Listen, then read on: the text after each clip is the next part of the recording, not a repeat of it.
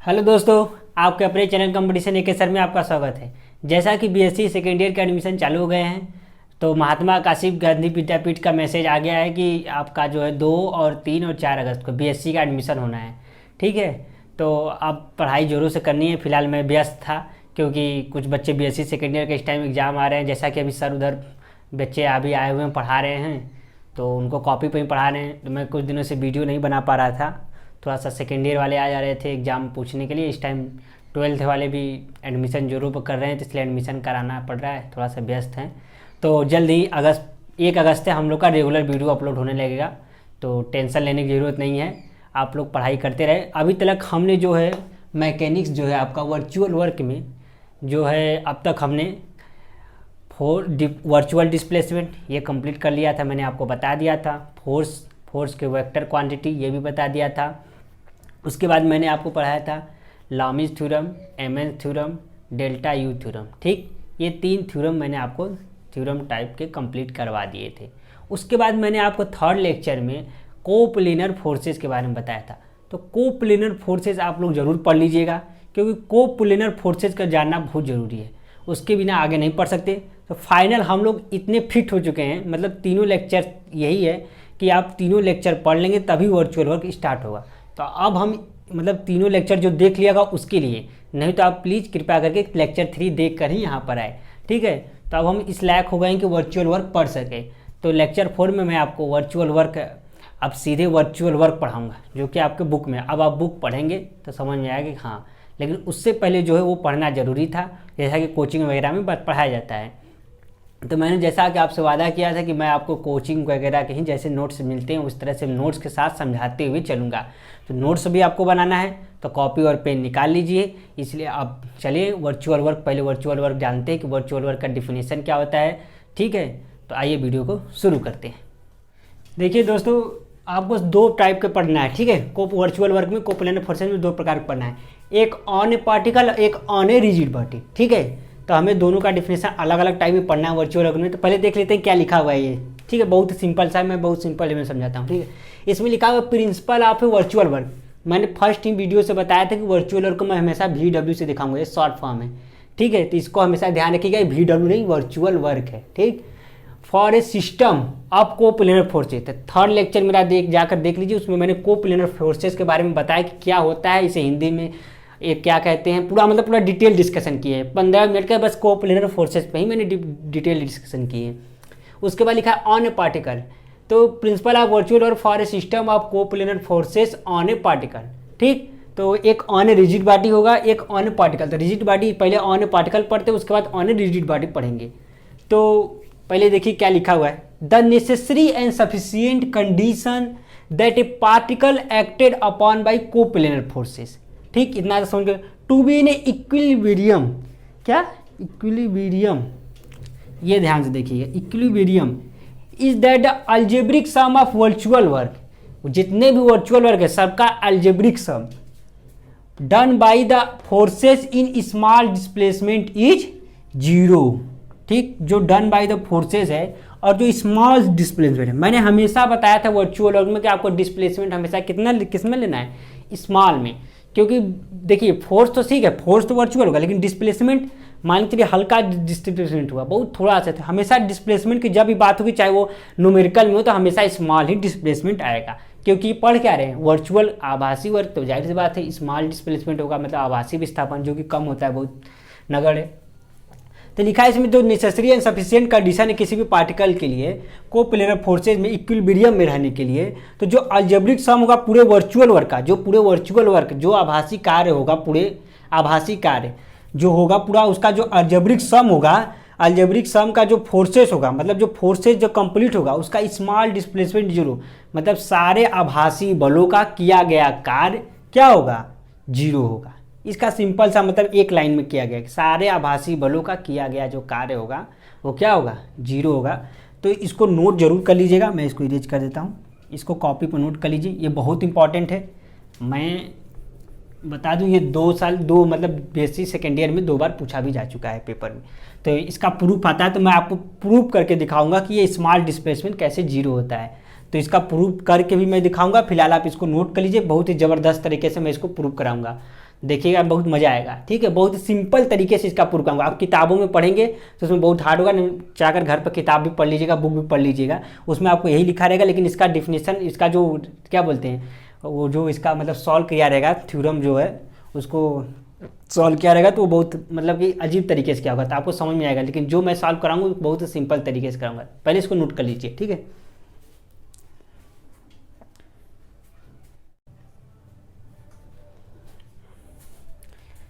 आइए on particle पर हम देखते हैं इसका प्रूफ। ठीक है, बहुत ही सिंपल सा है, मैं इसको देखकर घबराना नहीं है। जिसने लेक्चर 1, लेक्चर 2, लेक्चर 3 तीनों लेक्चर देखे हुए हैं वो इसको देखकर घबराएगा नहीं। बहुत ही सिंपल सा है, इतना सिंपल सा है कि आपको क्या बताऊँ, बहुत ही सिंपल सा है, डरना नहीं है। जिसको मतलब जो लेक्चर 1, लेक्चर 2, लेक्चर 3 नहीं देखा उसके लिए बहुत ही हार्ड हो सकता है। ठीक है, तो घबराना नहीं है। मैकेनिक्स में इसी तरह से आपको प्रूफ करना पड़ेगा, तो पहला इसको नोट कर लीजिएगा। ठीक है, पहले मैं समझा लूँ उसके बाद नोट करना।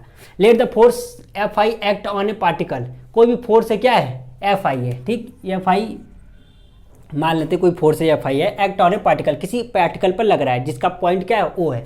Late X I and Y resolve parts. ठीक, तो इसका जो एफ आई है, दो रिजॉल्व पार्ट बनते हैं। जब भी कोई फोर्स लगता है, मैंने आपको फर्स्ट लेक्चर में बताया था कि दो रिजॉल्व पार्ट बनते हैं इस तरह से। ठीक, दो रिजॉल्व पार्ट्स। ठीक, जो फर्स्ट लेक्चर है उसमें रिजॉल्व पार्ट्स के काफ़ी मैंने डिटेल डिस्कशन की थी, आप नहीं देखें तो वहाँ से जाकर देख लीजिए। ठीक है, resolve parts of F I along O X and O Y दिशा में, यानी ओ एक्स, ये ओ एक्स है और ये ओ आई की दिशा में दो आपके रिजॉल्व पार्ट्स बनते हैं। इसी तरह ये रिजॉल्व पार्ट्स है। ठीक है, respectively.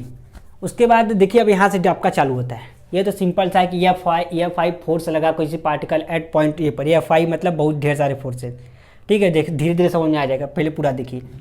Late O dash alpha beta be a point O dash B ने आर्बिट्री स्मॉल वर्चुअल डिस्प्लेसमेंट। फिर देखिए आया स्मॉल वर्चुअल डिस्प्लेसमेंट, यहाँ पर गलत लिखा है, वर्चुअल हो गया, वर्चुअल होगा। ठीक है, तो हमेशा डिस्प्लेसमेंट हमेशा कितना होगा, स्मॉल होगा। देन तो आप लिखा ना ओ डैश क्या है, अल्फा बीटा। तो आपका देखिए ध्यान से इसको फिगर को समझ लेंगे, ये चीज़ जो फिगर समझ लेगा वो इस चीज़ को लिख लेगा आराम से। देखिए आपका पॉइंट क्या है, ओ है, इस पर बहुत ढेर सारे फोर्सेज लग रहे हैं, F1, F2, F3, F4, F5 and so on. इस तरह से बहुत सारे फोर्सेज लग रहे हैं, तो यही लिखा है एफ आई मतलब बहुत सारे फोर्सेज, मतलब अनगिनत हो सकते हैं। तो इस पर क्या है, ओ पॉइंट है, मान लेते हैं ये पॉइंट क्या है, ओ है। ठीक, इस पर फोर्स लग रहे हैं F1, F2, F3। तो ये पहला फोर्स की बात किया है कि जो ओ डैश है अल्फा बीटा है, तो ओ डैश अल्फा बीटा मान चलिए ये क्या है, F1 फोर्स लग रहा है, अल्फा बीटा क्या है, F1 फोर्स लग रहा है। तो इसको दो कंपोनेंट होंगे, इस तरह से, एक इस तरह से, एक इस तरह से। ठीक है, यहाँ पर मैं गंदा नहीं करना चाहता। ठीक है, फिर से देखिए, ये F1 पॉइंट को मान लेते हैं। ठीक, इस पॉइंट को ले रहे हैं, ध्यान से देखिएगा, इस पॉइंट को F1 पॉइंट को ले रहे हैं। ठीक, इस यहाँ पर कौन फोर्स लग रहा है, F1 लग रहा है, तो इसके दो पार्ट्स बनेंगे, एक इस दिशा में, एक इस दिशा में। ठीक, तो जरा यहाँ पर आइए, देखिए यही चीज़ लिखा है ना, virtual work done by F1। अब हमें वर्चुअल वर्क निकालना है किस पर, F1 पर। तो virtual work done by F1 करने के लिए क्या निकालना पड़ेगा, virtual work done by X1 plus virtual work done by Y1। तो इसके दो रिजल्ट पार्ट बनेंगे, एक X1 एक Y1। ठीक, इसके क्या है, अल्फा बीटा कोऑर्डिनेट है। तो हम जानते हैं कि virtual work done by F1 निकालने के लिए हमें दो रिजॉल्व पार्ट्स की जरूरत पड़ती है, उसके बाद जो फोर्स है उसकी जरूरत पड़ती है। तो वर्क इंटू क्या होता है, फोर्स इंटू डिस्प्लेसमेंट इतना होता है। तो यहाँ पर फोर्स इंटू वर्चुअल डिस्प्लेसमेंट हो जाएगा। फोर्स कितना है, पहले में अल्फा है, डिस्प्लेसमेंट कितना है, X1 है, X1 हो गया। उसी तरह वर्चुअल डन बाई Y1 में Y1 क्या है, फोर्स कितना लग रहा है, सेकेंड क्वाड्रेंट, ये बीटा, और डिस्प्लेसमेंट कितना हो रहा है, Y1। दो रिजॉल्व पार्ट बनते हैं। मैंने रिजॉल्व पार्ट में फर्स्ट लेक्चर में बताया था कि दो प्रकार के फोर्सेस हो जाएंगे, एक X1 की दिशा में अलग। ठीक, X1 की दिशा में कौन सा, अल्फा काम कर रहा है, ये अल्फा पहला एक्स होता है, फिर बीटा क्या होता है, Y1। तो यहाँ पर वर्चुअल निकालने के लिए X1 alpha, Y1 beta. Alpha आपका समझ लीजिए फोर्स है, और X1 क्या है, डिस्प्लेसमेंट, बीटा क्या है, फोर्स है, Y1 क्या है, डिस्प्लेसमेंट, वर्चुअल डिस्प्लेसमेंट। इसको आप समझ गए होंगे, इसको लिखने की जरूरत नहीं है। इसके दो पार्ट हैं। अब देखिए F2 पर आइए, virtual work done by F2। ये F2 के भी दो पार्ट्स बनेंगे, यहाँ के बीच का, मान लीजिए ये पॉइंट क्या है, F2 है, ये F2 है, इसी पॉइंट को ले रहे हैं, यहाँ पर रख रहे हैं। इस पर दो पार्ट्स बनेंगे इसके, ये F2 के कितने पार्ट्स बनेंगे, दो पार्ट्स, रिजॉल्व पार्ट्स दो पार्ट बनेंगे। क्या बनेंगे, X2 Y2, ये दो पार्ट बनेंगे, X2 और Y2। तो यहाँ पर लिखा है ना, virtual done by X2 plus virtual done by Y2। तो क्या हो जाएगा, X2 alpha plus Y2 beta, यानी अल्फा बीटा फोर्स तो सेम है, अल्फा बीटा फोर्स सेम है, लेकिन डिस्प्लेसमेंट चेंज हो गया। अरे डिस्प्लेसमेंट तो सेम ही रहेगा, यहाँ पर डिस्प्लेसमेंट क्या है, स्मॉल डिस्प्लेसमेंट है, स्मॉल डिस्प्लेसमेंट में डिस्प्लेसमेंट सेम हो जाता है। ठीक है, जैसा कि प्रूफ में आपने देखा होगा 11th-12th में प्रूफ कराया गया होगा, तो इस स्मॉल डिस्प्लेसमेंट हमेशा लेते थे। ठीक, ये दोनों बहुत ही सिंपल तरीके से समझ में आ गए। ठीक, कोई बात नहीं, इतना तो समझ में आ गया होगा। अरे आ गया ना, चलो आगे बढ़ते हैं यार। एंड सो ऑन, इसी तरह F3, F4, F5, F6 इसी तरह हम लोग निकाल देंगे।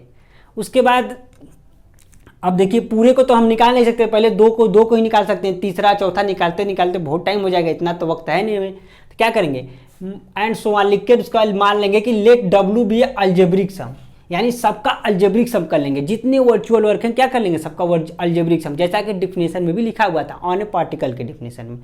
Algebraic sum of virtual work done by all forces, then W बराबर किससे दिखाएंगे इसको, जब जोड़ेंगे तो W से। ठीक, उसके बाद लिखा है alpha sigma x1 plus beta sigma y1। अब अल्फा और बीटा को क्यों बाहर किया है, सिग्मा x1 सिग्मा y1 को क्यों जोड़ा है, अल्फा बीटा क्यों, क्योंकि ये कांस्टेंट है। फोर्स आपका क्या है, कांस्टेंट है। देखिए अल्फा बीटा क्या है, ये कांस्टेंट है, मतलब सब में वही आ रहा है। देखिए इसमें भी अल्फा और बीटा क्या है, इसमें भी फोर्स वही है, बस डिस्प्लेसमेंट चेंज हुआ है। समझ रहे हो ना भाई, इसमें देखो x1 y1 क्या है, अरे डिस्प्लेसमेंट है, अल्फा बीटा क्या फोर्स है, इसमें भी अल्फा बीटा फोर्स है, तो ये क्या है, कांस्टेंट है, तो इसलिए बाहर आ गया, अल्फा बीटा बाहर आ गया, सिग्मा x1 सिग्मा y1। इतना तो समझ आ गया। ठीक है, अब लिखा है नेसेसरी पार्ट। अब हम मान लेते हैं कि क्या है, ये जो सिस्टम है पूरा, ये जो सिस्टम है तुम्हारा क्या है, ये इक्विलिब्रियम में है। तो मान लेते हैं सिस्टम क्या इक्विलिब्रियम में है, तो आपका सिग्मा x1 कितना हो जाएगा, 0 हो जाएगा, और सिग्मा y1 क्या हो जाएगा, 0 हो जाएगा। अरे जब ये पूरा सिस्टम इक्विलिब्रियम में हो जाएगा तो इस पर जो जितने भी सारे डिस्प्लेसमेंट हो क्या हो जाएंगे, 0। फोर्स से जितने भी सारे फोर्स के जो डिस्प्लेसमेंट है क्या हो जाएंगे, 0 हो जाएंगे। तो जब फोर्स के सारे जो डिस्प्लेसमेंट वो 0 हो जाएंगे, तो जब इसमें आप alpha 1 sigma x1 plus beta sigma y1, क्या ये ना यहाँ पर सिग्मा x1 की जगह 0 हो जाएगा, सिग्मा y1 की जगह W बराबर क्या आ जाएगा हमारा, 0 आ जाएगा। ठीक, यहाँ पर इस तरह से हमें नहीं लिखना चाहिए था, यहाँ पर लिखना चाहिए था W। अब सही है, अब ये सिग्मा x1 लिखेंगे 0 और ये भी 0, तो कितना आ जाएगा, W बराबर कितना आ जाएगा, 0। समझ में आएगा। चलो अच्छा फिर से एक बार समझा देते हैं, बहुत ही सिंपल सा है। ठीक है, तो घबराना नहीं है, इसमें आपको बहुत ही सिंपल सा ये फिगर पहले देख लीजिए। इस पर 2-3 फोर्सेज लग रहे हैं, F1 F2 F3 F2 and so on, बहुत सारे फोर्स लग रहे हैं। ठीक, तो हमने दो फोर्सों को क्या किया, कैलकुलेट किया। Virtual work done by F1 किया, virtual work done by F1 का हम जानते हैं कि 2 रिजल्ट पार्ट बनते हैं, एक x1 एक y1। तो x1 अल्फा हो गया, y1 बीटा हो गया।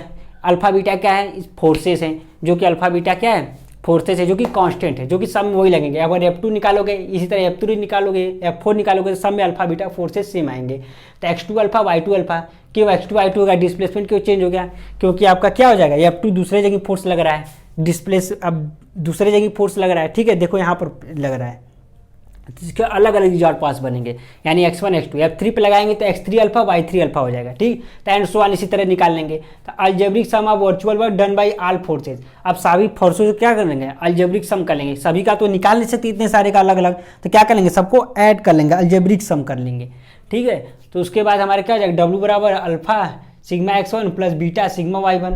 ठीक, इसे इक्वेशन मान लेंगे, इक्वेशन 1 मान लेंगे, और उसके बाद हम मान लेंगे कि पूरा सिस्टम क्या है, इक्विलिब्रियम में है। तो जब सिस्टम पूरा इक्विलिब्रियम में हो जाएगा तो आपका जो फोर्स का जो डिस्प्लेसमेंट वो क्या हो जाएगा, 0 हो जाएगा। जब 0 हो जाएगा तो फिर इस इक्वेशन 1 में पुट कर दोगे वैल्यू, W = 0 निकल जाएगा। बहुत ही सिंपल सा है, तो इसे नोट कर लीजिए। मुझे नहीं लगता है ज़्यादा समझाने की जरूरत है, आपको समझ में आ गया होगा, क्योंकि आप BSc सेकेंड ईयर के स्टूडेंट हैं, तो आपको समझ में आ जाना चाहिए। इसको प्रूफ लिख लीजिए अच्छे से, ठीक है, नोट कर लीजिए।